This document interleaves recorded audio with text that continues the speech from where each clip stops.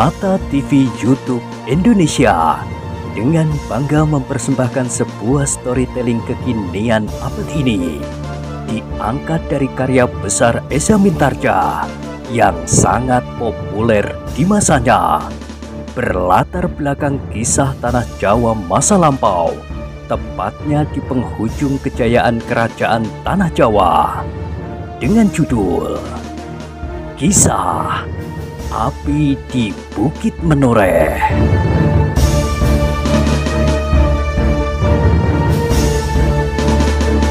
Pada kesempatan yang sangat baik ini, kita masuk pada episode yang ke-401. Selamat menikmati.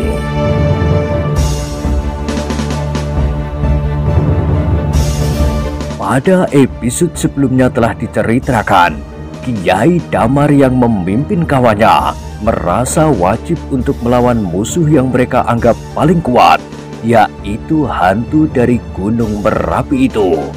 Namun sebenarnya lah bahwa hantu itu adalah hantu yang benar-benar lincah dan berbahaya. Demikianlah, di belakang barak itu telah terjadi perkelahian yang semakin lama semakin sengit. Beberapa orang terkuat dari rombongan Kiai Damar itu telah dibagi, masing-masing dikawani oleh orang-orang lain, berusaha untuk dapat menangkap lawan mereka hidup-hidup. Bahkan Kiai Damar pun telah mencoba pula apabila mungkin menangkap hantu-hantu dari Gunung Merapi itu. Namun kekuatan lawan mereka benar-benar tidak mereka duga sebelumnya. Mereka hanya mengira bahwa kekuatan lawannya itu sedikit melampaui orang-orang yang mereka telah bunuh. Tetapi ternyata bahwa mereka menjumpai kekuatan yang luar biasa. Menurut perhitungan mereka, mereka yang berjumlah lebih dari 10 orang itu telah cukup kuat untuk menangkap 3 orang yang mereka anggap telah menghalang-halangi usaha mereka itu. Bahkan mereka menyangka bahwa orang-orang di dalam barak itu akan dapat mereka pengaruhi ikut serta, bahkan mengeroyok beramai-ramai ketiga orang tersebut.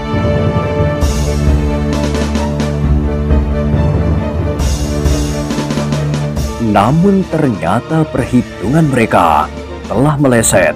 3 orang itu ternyata mempunyai kekuatan yang luar biasa, ditambah dengan hadirnya sesosok tubuh yang sama sekali berada di luar dugaan, yaitu sesosok tubuh dengan pakaian hitam dan menyebut dirinya Kiai Dandang Besi.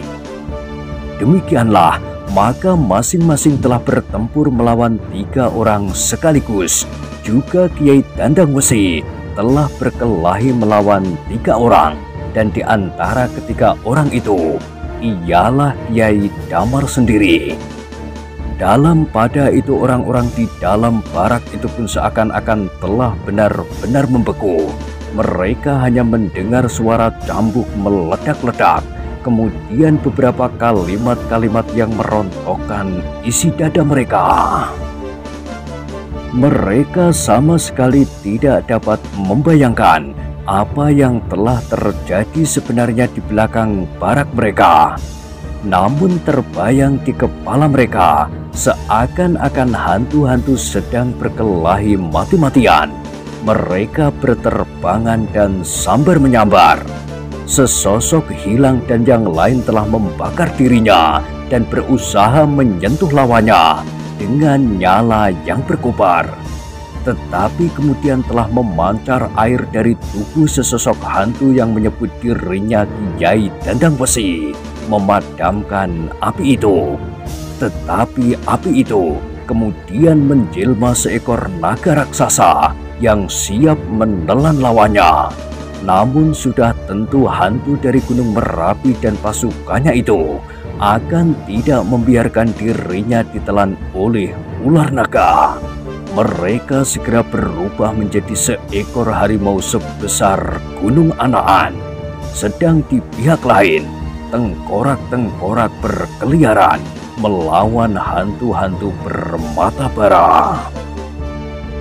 Tetapi di antara mereka terdapat 3 orang manusia yang bersenjata cambuk itu. Cambuknya terdengar meledak-ledak, memekakkan telinga.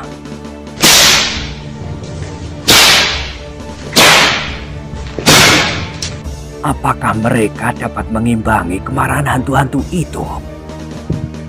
Pertanyaan itu setiap kali telah melonjak di dalam setiap dada. Namun ada di antara mereka yang berkata di dalam hati, "Ketiga orang itu pasti orang-orang yang sebenarnya dapat melihat hantu. Dan cambuk mereka itu mempunyai kekuatan yang dahsyat." Meskipun demikian, kecemasan yang memuncak telah mencekam hati mereka. Bahkan ada di antara mereka yang sama sekali tidak dapat membayangkan apapun juga, dan meskipun mereka tidak pingsan, tetapi mereka seakan-akan telah kehilangan segenap kesadaran. Pemimpin pengawas yang terluka itu pun menjadi cemas pula. Sejenak terbayang perkelahian yang dahsyat antara orang tua yang menyebut dirinya bernama Truno Bodang itu dengan beberapa orang dari gerombolan yang tidak dikenal. Namun ia pun membayangkan juga betapa dahsyatnya hantu-hantu yang sedang bertempur.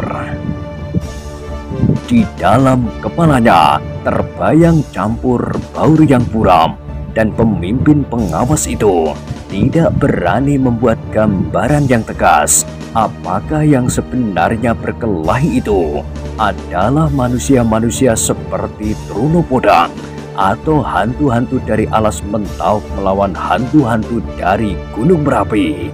Bahkan akhirnya pemimpin pengawas itu bertanya kepada diri sendiri, apakah Truno Bodang itulah yang menyebut dirinya Kiai Dandang Wesi? Tetapi pemimpin pengawas itu ternyata telah membuat kesimpulan yang terbalik. Katanya, kalau begitu, Truno Bodang itu bukan manusia sewajarnya. Ia tentu hantu dari Gunung Merapi yang membuat dirinya seperti manusia untuk menolong kami. Juga kedua anak-anaknya itu pasti anak-anak jin atau perayangan.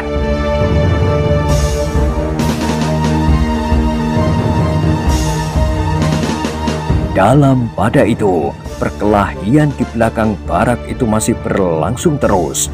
Agung Sedayu bertempur dengan gigihnya melawan lawan-lawannya bersenjata pedang. Setiap kali cambuknya meledak dan menyentuh tubuh lawannya, terdengar keluhan tertahan. Ujung cambuk Agung Sedayu, seperti juga ujung cambuk Swandaru dan gurunya, di beberapa bagian terikat oleh karah-karah besi baja yang dapat menyobek tubuh. Di bagian lain Swandaru yang sudah mulai dapat bernafas karena kekuatan lawannya telah menjadi jauh berkurang, bertempur sambil berputar-putar. Ia masih juga sempat melihat bagaimana gurunya mendesak terus lawan-lawannya.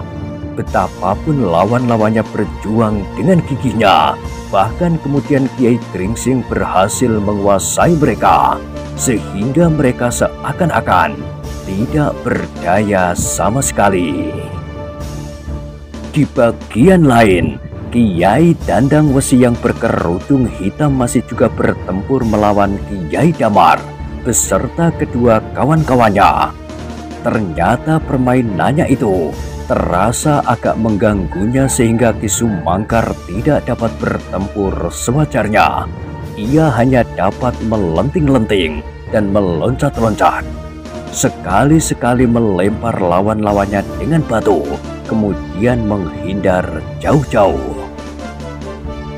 Akhirnya Ki Sumangkar tidak telaten lagi mempergunakan kerudung hitam itu. Kerudung itu pun kemudian dising-singkannya dan disangkutkan di pundaknya. Katanya, kalau hantu-hantu di alas Mentawai bertempur dengan mengambil bentuk sebagai seorang manusia, apa salahnya aku menyesuaikan diriku? Aku akan mengambil bentukku sebelum aku menjadi perayangan. Inilah Kiai Dandang Wesi, abdi dalem Pajang Pamomong Raden Sutawijaya yang bergelar Mas Ngabai Loreng Pasar di masa kanak-kanaknya.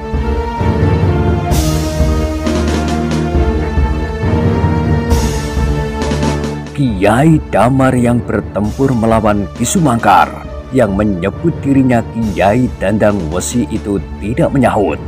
Tetapi sejenak ia terpengaruh juga melihat bentuk Ki Sumangkar yang tampaknya memang sudah cukup tua. Janggutnya telah memutih dan di wajahnya telah tampak kerut-merut ketuaannya. Dalam kesuraman malam, Kiai Damar tidak dapat melihat bentuk wajah itu sejelas-jelasnya. Namun ternyata bahwa tandang Ki Sumangkar kemudian benar-benar di luar dugaan Kiai Damar. Bahkan di dalam hatinya, ia justru menjadi ragu-ragu. Apakah benar orang itu adalah perayangan yang telah musnah dengan raganya? Hanya di dalam saat-saat tertentu saja muncul kembali dalam bentuknya dan wadaknya itu. Keraguan-raguan Kiai Damar itu ternyata berpengaruh di dalam tata geraknya. Senjatanya tidak menjadi semakin garang lagi, bahkan kadang-kadang terasa agak menurun. Ki Sumangkar yang mengetahui keraguan-raguan itu berusaha menekannya semakin dalam. Katanya, "Inilah wujudku yang sebenarnya. Kalau pada sekitar 20 tahun yang lampau, kau pernah menjelajahi daerah Demak Lama, kemudian Pajang dan sekitarnya, maka kau pasti pernah bertemu dengan seorang yang bernama Kiai Dandang Wesi. Itu adalah aku. 20-an tahun atau lebih sedikit, aku juga sudah setua ini. Dalam bentuk perayangan, aku tidak bertambah tua sampai akhir dari bumi ini. 100 tahun, 200 tahun mendatang, aku akan tetap setua ini." Dada Kiai Damar menjadi semakin berdebar-debar, tetapi ternyata ia tidak mau surut. Ia mencoba berkelahi terus bersama kawan-kawannya. Bahkan untuk mengusir keraguan-raguannya sendiri, ia pun berkata, "Jangan dengarkan igawannya. Marilah kita tangkap ia hidup-hidup. Ia akan menjadi saksi yang paling menarik bagi kita semuanya." Demikianlah, maka perkelahian itu menjadi semakin sengit. Ki Sumangkar yang sudah tidak memiliki tongkatnya lagi karena telah diberikannya kepada Sekar Merah, kini ternyata telah mempergunakan jenis senjata yang lain, sepasang trisula bertangkai pendek. Senjata jenis itu adalah senjata kecil berujung 3. Panjangnya tidak lebih dari 2 jengkal, tetapi di tangan seorang yang hampir mumpuni seperti Ki Sumangkar, senjata di antara sepasang trisula itu ternyata terikat pada seutas rantai baja yang kuat, sehingga trisula itu dapat dilontarkannya dan kemudian ditarik kembali seperti jenis senjata bulatan-bulatan besi yang berduri itu. Berkata Swandaru di dalam hatinya, orang tua itu sempat juga membuat mainan aneh itu. Dan ternyata bahwa senjata itu segera dapat mempengaruhi perkelahian. Lawannya yang belum menjajaki betapa dahsyatnya senjata itu segera terlibat dalam kesulitan.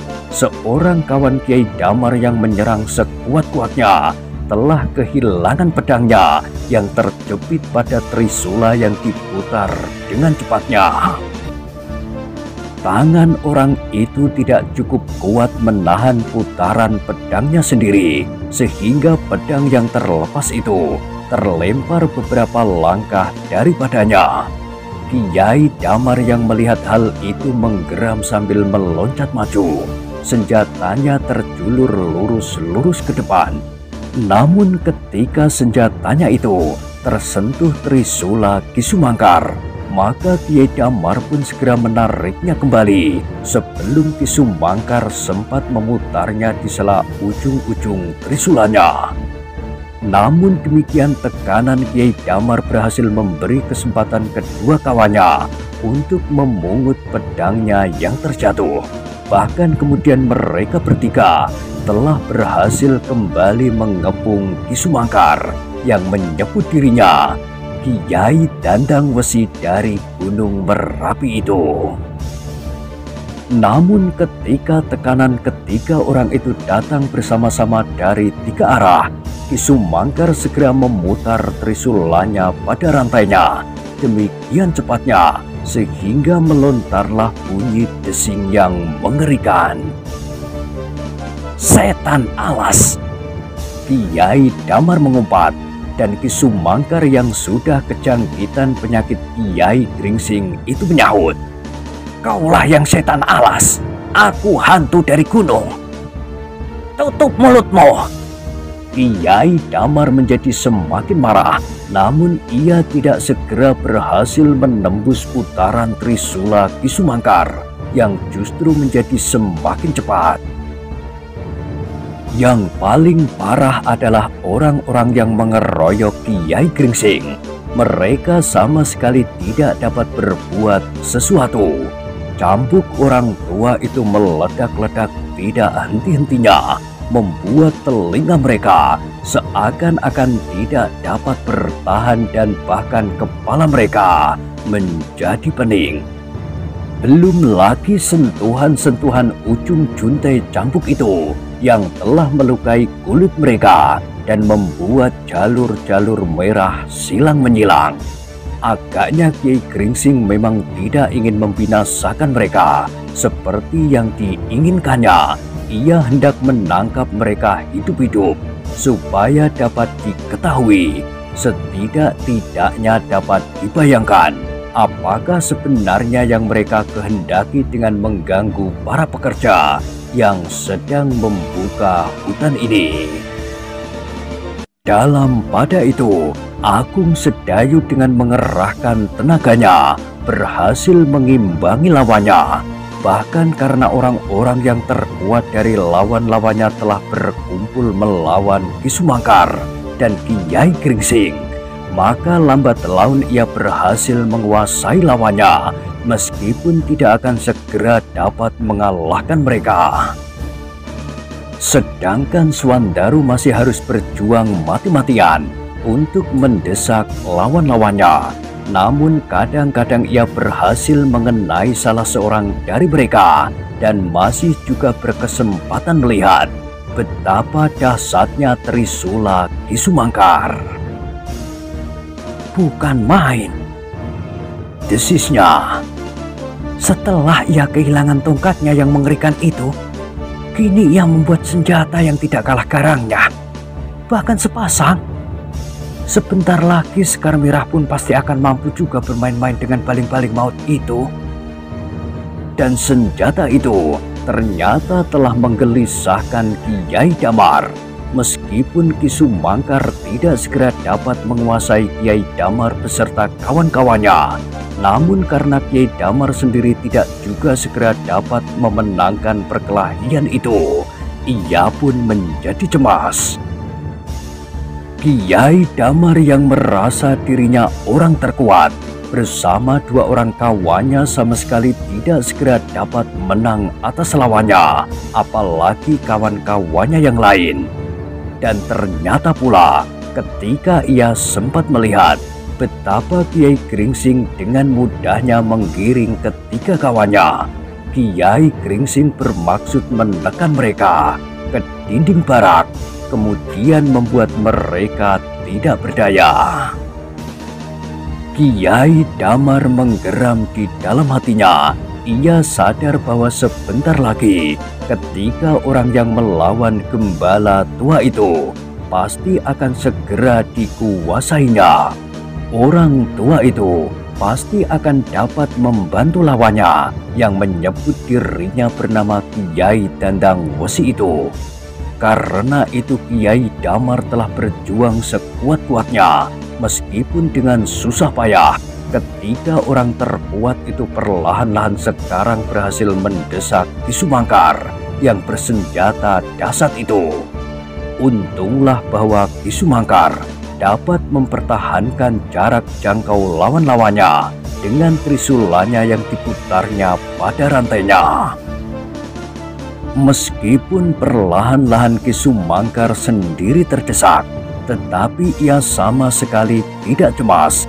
Ia pasti akan dapat bertahan untuk waktu yang lama. Kekuatan nafasnya akan membantunya mengatasi kesulitannya. Pada suatu saat, ketika lawannya pasti akan susut kekuatannya. Sedang Ki Sumangkar yang tua itu berusaha untuk tetap menyimpan tenaga cadangan, sehingga pada suatu saat ia akan menguasai medan itu setelah lawannya menjadi lelah.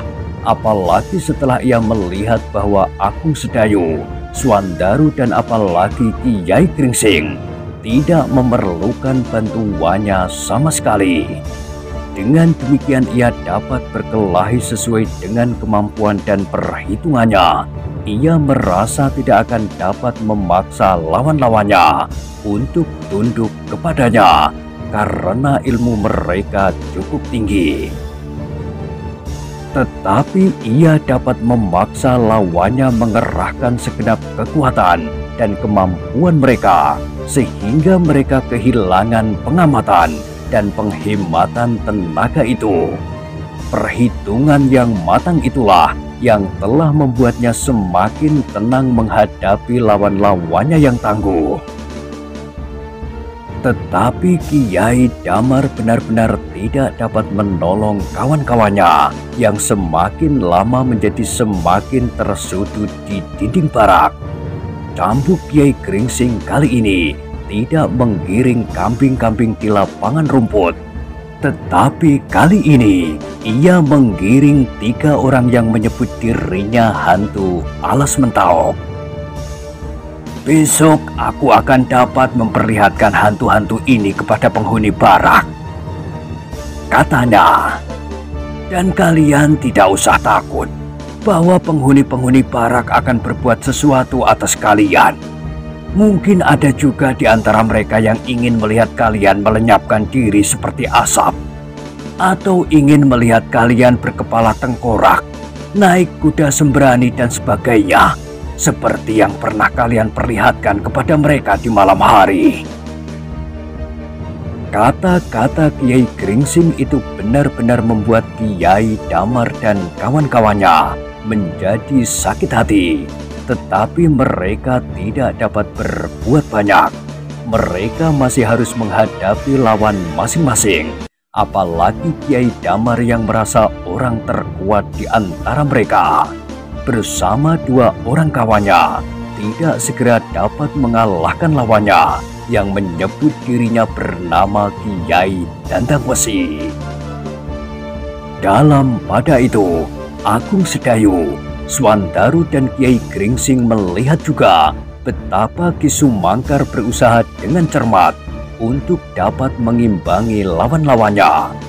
Ternyata Kiai Damar cukup memiliki bekal untuk bertempur melawan Ki Sumangkar, dibantu oleh 2 orang terkuat pula di antara mereka. Aku harus segera menyelesaikannya, berkata Kiai Gringsing di dalam hati. Demikianlah, maka perkelahian itu menjadi semakin seru. Kiai Damar berusaha semakin keras untuk dapat segera mengalahkan lawannya. Apalagi ketika ia melihat ketiga kawannya yang bertempur melawan Kiai Gringsing menjadi terdesak karenanya. Karena usaha Kiai Damar tidak segera dapat berhasil, maka ia pun kemudian mengambil jalan yang terakhir yang dapat dilakukan. Dalam perkelahian yang sengit itu, tiba-tiba tangan kirinya telah menggenggam sebilah keris pusakanya. Ki Sumangkar adalah orang yang cukup berpengalaman. Karena itu, ketika ia melihat keris Kiai Damar, maka ia pun menjadi berdebar-debar karenanya. Keris yang berwarna kehitam-hitaman tanpa memantulkan cahaya sama sekali. Itu tampaknya bagaikan wajah yang buram penuh dengan kemurkaan dan dendam. Warangan keris itu pasti mengandung racun yang kuat, desis Ki Sumangkar di dalam hatinya. Dalam pada itu sekilas Ki Sumangkar teringat kepada senjatanya yang dahsyat, tongkat berkepala tengkorak kecil yang berwarna kekuning-kuningan. Namun yang ada padanya kini adalah sepasang trisula itu. Apapun yang dihadapinya, maka ia hanya dapat mempergunakan sepasang trisula itu. Ternyata bukan saja Ki Sumangkar yang menjadi berdebar-debar melihat senjata itu. Kiai Gringsing yang juga melihatnya menjadi berdebar-debar juga. Seperti Ki Sumangkar, ia pun segera mengetahui bahaya senjata Kiai Damar itu pasti mengandung warangan yang sangat tajam. Senjata itu sangat berbahaya, berkata Kiai Gringsing di dalam hatinya. Apalagi Ki Sumangkar harus menghadapi 3 orang lawan yang cukup tangguh. Karena itu, Kiai Gringsing tidak dapat memperpanjang waktu lagi. Tiba-tiba cambuknya menggeletar dan sekaligus 2 orang lawannya memekik kesakitan. Ketika cambuknya sekali lagi meledak, seorang di antara lawan-lawannya itu terlempar dan jatuh pingsan.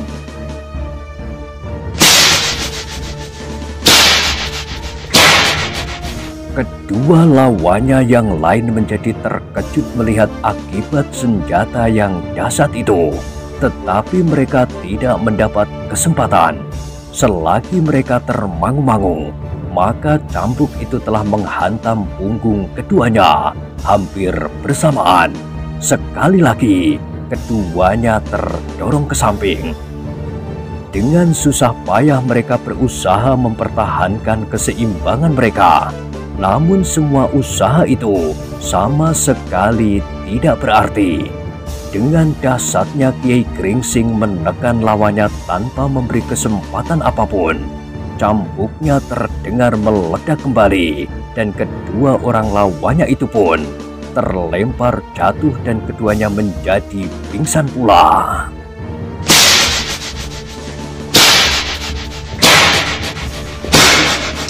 Kini Kiai Gringsing telah berdiri bebas. Sejenak ia menarik nafas dalam-dalam sambil melihat bagaimana Ki Sumangkar dengan susah payah berusaha untuk mempertahankan diri. Melawan keris beracun itu, Ki Sumangkar tidak dapat sekedar memperpanjang waktu dan menunggu lawan-lawannya menjadi lelah. Untuk mengurangi tekanan lawan, maka ia pun kemudian harus mengambil sikap yang dapat mempengaruhi jalan pertempuran itu. Dengan sepasang trisula kecilnya itu, Ki Sumangkar berusaha menyerang lawan-lawannya yang sebuah diputarnya di atas kepalanya untuk mempertahankan jarak dari lawannya. Namun apabila sekali-sekali senjata lawannya berhasil menyusup, maka dengan trisulanya yang lain, ia berusaha melindungi dirinya, terutama dari sentuhan ujung keris Kiai Damar. Sejenak Ki Sumangkar berhasil merubah keadaan. Ia tidak lagi membiarkan dirinya terdesak, agar ia tidak selalu dikejar oleh senjata beracun itu. Tetapi ialah yang kemudian memegang peran di dalam gerak perkelahian itu. Justru karena ia melihat bahaya yang mengancamnya. Namun demikian, keris Kiai Damar benar-benar merupakan senjata yang berbahaya. Setiap kali hanya dengan susah payah Ki Sumangkar berhasil menghindar, menangkis dan kadang-kadang mendesak Kiai Damar untuk meloncat surut. Tetapi di saat lain, bahaya yang sebenarnya hampir-hampir saja menyentuhnya. Kiai Gringsing tidak dapat tinggal diam.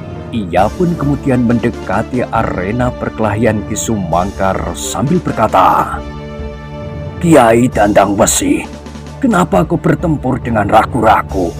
Jangan disesali seandainya terpaksa kau membunuh mereka. Mereka adalah orang-orang. hantu-hantu yang tidak menurut perintah rajanya di alas Mentauk ini? Tidak terdengar jawaban sama sekali, tetapi semuanya menjadi jelas. Kiai Damar harus melepaskan dua orang kawannya untuk melawan Trunopodang. Ia sendiri masih tetap bertempur menghadapi Ki Sumangkar dengan senjata pusakanya. "Jangankan manusia, jin, pri atau prayangan," berkata Kiai Damar, "bahkan gunung akan runtuh dan lautan akan kering tersentuh oleh pusakaku ini." Ki Sumangkar tidak menjawab. Ia sadar betapa dahsyatnya kemampuan keris itu. Namun yang menjawab adalah Kiai Gringsing. "Gunung dan lautan tidak dapat berusaha menghindar atau menangkis. Tetapi beda dengan Kiai Dandang Wesi. Itulah sebabnya maka kau tidak dapat meruntuhkan perlawanannya dan mengeringkan darahnya." Demikianlah akhir dari perkelahian itu segera menjadi jelas. Kiai Damar tidak sempat menjawab kata-kata Kiai Gringsing karena Ki Sumangkar segera menyerangnya. Tanpa dua orang kawan yang membantunya, ternyata bahwa Kiai Damar tidak dapat mengimbangi kemampuan Ki Sumangkar. Meskipun Kiai Damar mempergunakan pusakanya yang beracun itu, ternyata senjata Ki Sumangkar di tangan orang yang cakap menggerakkannya terlampau sulit untuk ditembus. Sejenak kemudian segera tampak bahwa Kiai Damar terdesak karenanya. Betapapun orang itu berusaha, namun Ki Sumangkar adalah seorang tua yang cukup berpengalaman. Ia adalah seorang yang disegani di Jepang, hampir seperti Patih Mantahun sendiri. Persoalan yang dihadapi ini benar-benar tidak masuk perhitungan Kiai Damar. Dengan kawan-kawannya yang lebih dari 10 orang itu, ia merasa bahwa ia pasti akan segera dapat menyelesaikan tugasnya. Ia merasa pasti bahwa ia akan dapat menangkap Trunopodang bersama dua anaknya. Tetapi yang dihadapinya ternyata jauh berbeda dari rencananya itu. Trunopodang ternyata memiliki kemampuan yang luar biasa. Bahkan kedua anaknya tidak juga dapat dikalahkan oleh masing-masing 3 orang kawan-kawannya yang terpilih.